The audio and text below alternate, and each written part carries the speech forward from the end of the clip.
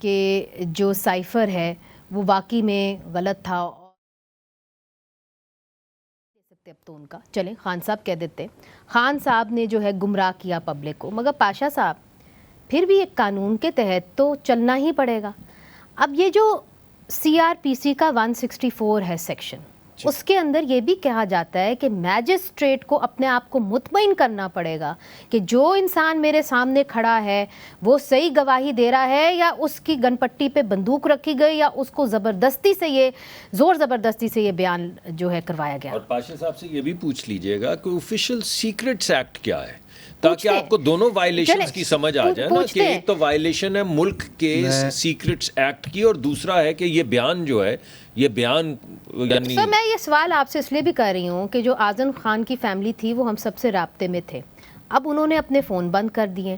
اگر میں واقعی میں جا رہی ہوں اور وعدہ معاف گواہ بن رہی ہوں تو میں تو میڈیا کو بلاؤں گی اور کہوں گی کہ آئیں جی میرے اسٹیٹمنٹ قلم بند کرائیں. اس طریقے سے غائب ہو جانا, فیملی بھی بات نہیں کر رہی ہے, اور میجسٹریٹ کون سا تھا نام ہی سامنے نہیں آ رہا. میں عرض کرتا ہوں, جو 164 کی اسٹیٹمنٹ ریکارڈ کرنے کے جو پیرامیٹرز ہیں وہ آل ٹوگیدر ڈفرینٹ ہیں.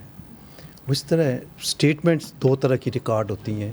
ایک ہوتی ہے سیکشن 161 کے تحت, وہ انویسٹیگیٹنگ ایجنسی کے پاس ہوتی ہے, پولیس کے پاس, FIA کے پاس, وہ اسٹیٹمنٹ ہوتی ہے 161 کی. اس کی ایویڈنشی ویلیو کوئی اتنی نہیں ہوتی, بالکل نہیں ہوتی. ٹھیک ہے. دوسری اسٹیٹمنٹ جو بیفور میجسٹریٹ ہوتی ہے وہ سیکشن 164 CRPC کے تحت ہوتی ہے, جو کہ یہ ہوئی ہے. اب اگر ایک ملزم جس کو ہتھ کڑی لگی ہوئی ہے فرض کر لیں, تو وہ جب 164 کی اسٹیٹمنٹ ریکارڈ کرانے کے لیے آتا ہے میجسٹریٹ کے پاس, تو میجسٹریٹ اس کی ہتھ کڑی کھلوا دیتا ہے اور پولیس کو باہر بھیج دیتا ہے.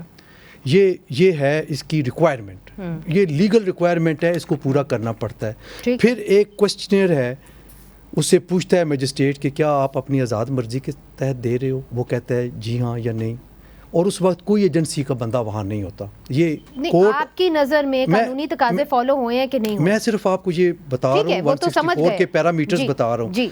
آخر میں ایک کوسچن یہ بھی کرتا ہے کہ آپ کو پتہ ہے کہ آپ جو اسٹیٹمنٹ ریکارڈ کرانے کے لیے جا رہے ہیں یہ آپ کے خلاف بھی استعمال ہو سکتی ہے, تو وہ اس کا جو بھی جواب وہ دے لکھ کے پھر اس کی اسٹیٹمنٹ, پھر جب کوئی کیس رجسٹر ہوا ہوتا ہے یا اس کے بعد رجسٹر ہوتا ہے. سر یہ میں ساری آپ کی سمجھ گئی ہوں, اب عام زبان میں لوگوں کو سمجھائیں کہ کیا یہ تقاضے پورے ہوئے کہ نہیں ہوئے. دیکھیں میں تو وہاں نہیں تھا کہ میں یہ بتا سکوں کہ تقاضے پورے ہوئے ہیں یا نہیں, لیکن میں اس کے جو پیرامیٹرز ہیں وہ آپ کے گوش گزار کر رہا تھا ناظرین کے لیے بھی, تاکہ پتہ چلے کہ 164 کی اسٹیٹمنٹ کس طرح ریکارڈ ہوتی ہے.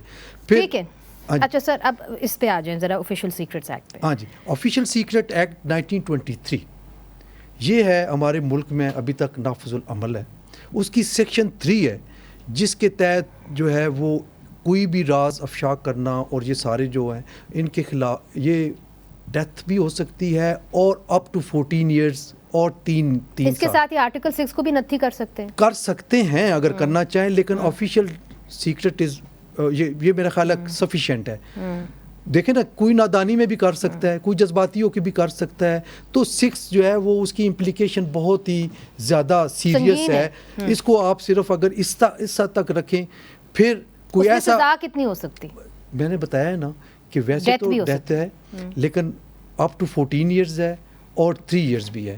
پھر سیکشن 5 ہی اس کیس میں پرٹیکولرلی لاگو ہوتی ہے. مگر جب وہ کہتے ہیں کہ جی خصوصی عدالت میں رانا ثناء اللہ صاحب نے کہا, تو خصوصی عدالت کیا ملٹری کورٹس میں وہی عرض کر رہا ہوں. نہیں, اس کی جو اس ایکٹ کے تحت جو عدالت ہے وہ ہے session court, especially empowered by federal government, اور وہ سیشن جج جو ہے وہ اسپیشلی امپاورڈ ہوگا اور اس کو فیڈرل گورنمنٹ اختیار دے گی یہ کیس سماعت کرنے. تو یعنی ملٹری کورٹس میں یہ معاملہ نہیں, ملٹری کورٹ میں ضروری نہیں ہے اس کا. اور اس میں جو سیکشن 5 ہے وہ اس طور پہ لاگو ہوگی کہ اگر کوئی ڈاکومنٹ, امپورٹنٹ فائل, کوئی ڈاکومنٹ, کوئی راز, کوئی نقشہ وہ آپ لے جاتے ہیں جی, یا اس کو غائب کر دیتے ہیں, جس طرح کہ اب ہے, تو وہ پھر سیکشن 5 بھی اس کی سزا 3 سال ہے. اوکے. اچھا اب لیکن یہ تو وہ خود مانتے ہیں, یہ تو انہوں نے کہا کہ مجھ سے گم گیا, یہ تو پبلکلی انہوں نے جلسے میں کہا کہ وہ گم گیا میرے سے کاغذ. ویسے اس کی FIR اگر درج اس وقت بھی کر سکتے تھے, مگر کر دینی چاہیے تھی, نہیں مگر ہوئی. ایف آئی آر درج نہیں. میں حیران ہوں اس بات پہ کہ اگر انہوں نے پبلکلی, ہم نے خود دیکھا کہ سائفر لہرا لہرا کے یہ بتایا, تو وہ تو آفیشیل سیکرٹ ایکٹ لاگو ہو گیا تھا اس وقت. پھر ان کو 164 کی ضرورت نہیں تھی, ان کو بھی بطور ملزم رکھ لیتے, ٹرائل میں یہ اپنی اپروور بن سکتے ہیں, کچھ بھی ہو سکتے ہیں.